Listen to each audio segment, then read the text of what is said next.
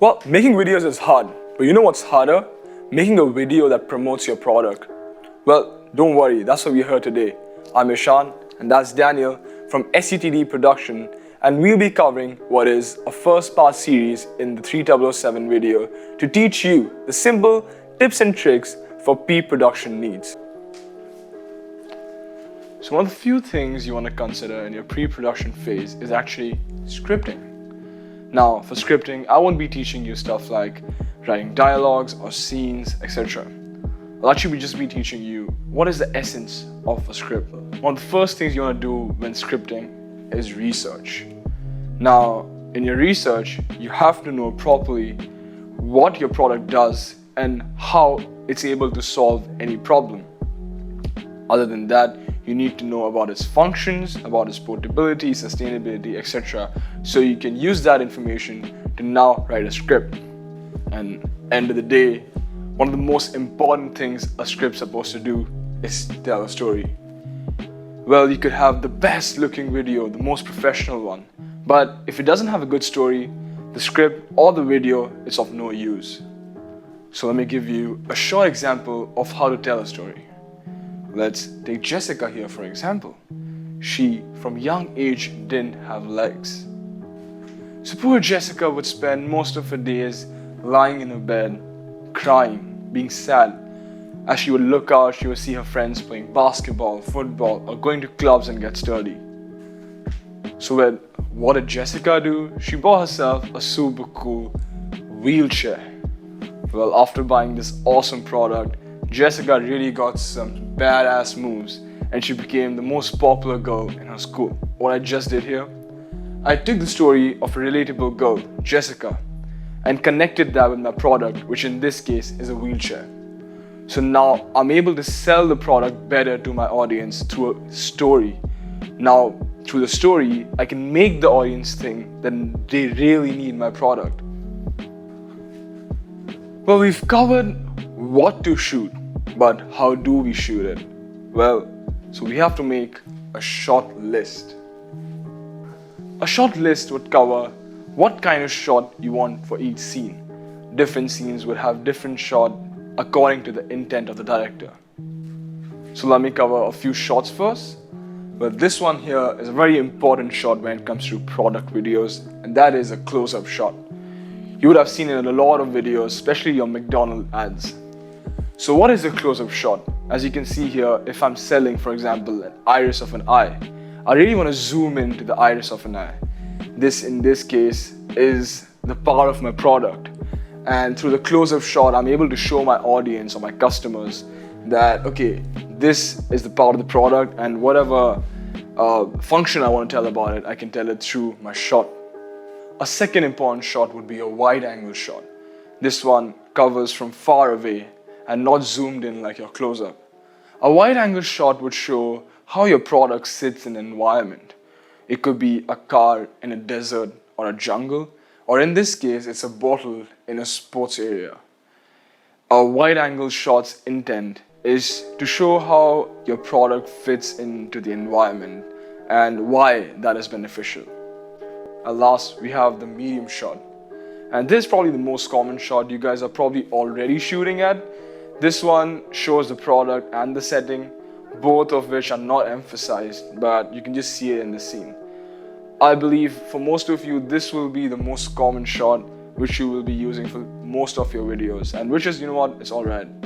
End of the day, a shot, as I said, shows the director's intent and why have you used this shot to emphasize any power of your product or problem or solution. That is very important. That's pretty much it for scripting and shot lists. Once you have a script, you can move on to storyboard it out. It might feel like a waste of time to have to sketch tons and tons of pictures before you even start shooting, but it massively streamlines your process of both shooting and editing your videos. By taking the time to think through exactly what shots you want to get, to communicate what you've put down in your script, and translate all of that into a visual medium, you'll be able to plan your shoot such that you can maximize the limited amount of time you have. You might assume that you need to be a good artist in order to make a good storyboard, but really you don't. A storyboard is simply meant to guide you as you move on to shooting your video. Therefore, functionality and clear communication takes priority over making it look good. As such, as long as you can communicate your vision into your storyboard, then you've made a good storyboard. That being said, how exactly do you become an effective communicator using storyboards? Well, here are a few tips and tricks that you can use to level up your storyboards. I'm saying storyboards too much. Use post-it notes. Storyboarding is a lot more art than science, and you'll often find the need to rework and reorder things that aren't quite fitting correctly together. Drawing in pencil is also ideal in case you need to make any changes. If you have access to digital art tools like drawing tablets, then digital storyboarding tools like Storyboarder will offer significantly more adjustability, but you can explore that option in your own time.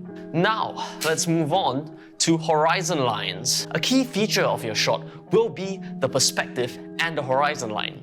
At our level, a horizon line will suffice. The horizon line informs you about the angle at which you need to place your camera in order to achieve certain shots. As a general rule of thumb, any feature that you place on the horizon line, such as your actor's eye line or a feature of your product, will be at the same height as your camera. In addition, the higher the horizon line in your shot, then the more downwards tilted your camera needs to be in order to achieve the same angle. In a similar vein, the lower that horizon line is, the higher your camera needs to be tilted. You can use all of these to express what kind of angle you want your shot to have. Now, you can move on to blocking out anything that you intend to appear inside of your shot. Don't worry about details or mistakes. What you're looking for at this stage is to be able to figure out the general layout of your shot.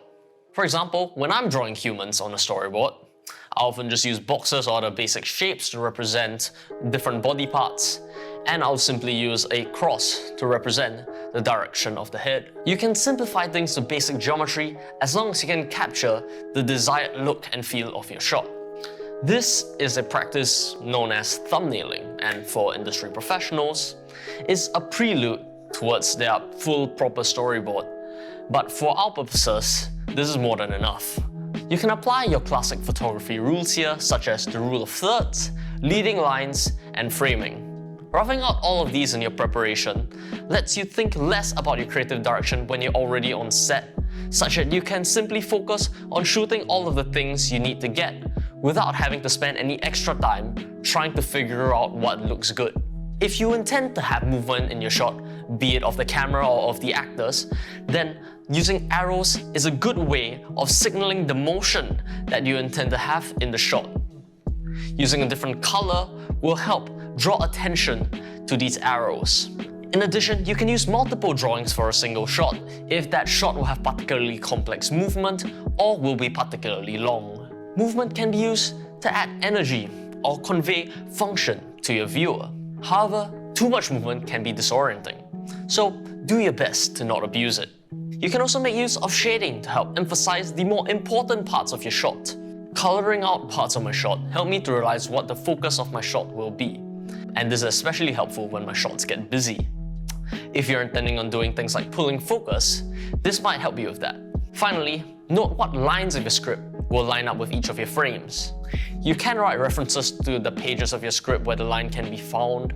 However, I prefer to just rewrite the line directly onto my storyboard. This will not only help you maintain the context of each shot, but will also give you a sense of how long that shot needs to be. For anything you can't visually represent, you can also make notes in the margin about what other descriptors your shot requires.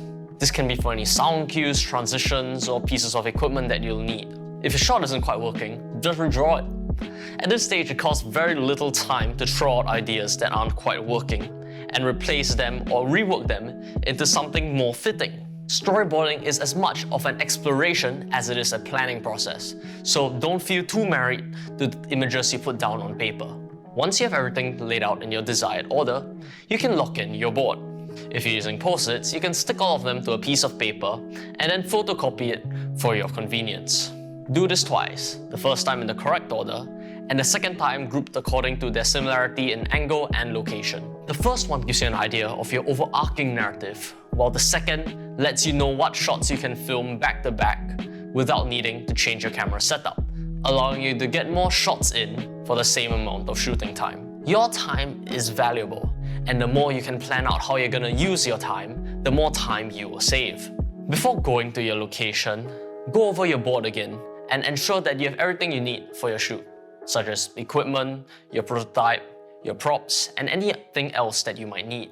If you do need any specialized filming gear such as lights, cameras, and audio, you can check in with SCTD Productions to see if we have what you're looking for in our stock. Just be sure to check our terms and conditions. Moving on from that, when you're on set, your storyboard is a bit like your checklist. It'll tell you what you have done and what you haven't. Your storyboard can be digital, but I prefer to have mine printed physically. You can have one of your friends who isn't shooting help you by keeping track of your storyboard and checking off all of the shots that you have completed and noting down what shots you haven't. For any CG shots you might have in your video, this will also be helpful. Your storyboard can help direct how you set up your scenes in your preferred 3D software, such as Cinema 4D or Blender, and can help inform things like your object layout as well as your camera movement, while also doubling as a job list for shots that you need to create. Just remember, your storyboard is not the holy grail. You don't have to follow it to a T. If you feel that something isn't working once you're on set, feel free to change it up. Well, that's it from us, but that's not the end of our 3007 workshop series. In the coming weeks, our clubmates will be having live workshops on the topic of editing in Premiere Pro. So if you haven't yet, please go request your Adobe ID from IT. From all of us here at SCTD Productions, we'd like to wish you a very pleasant 3007 journey ahead.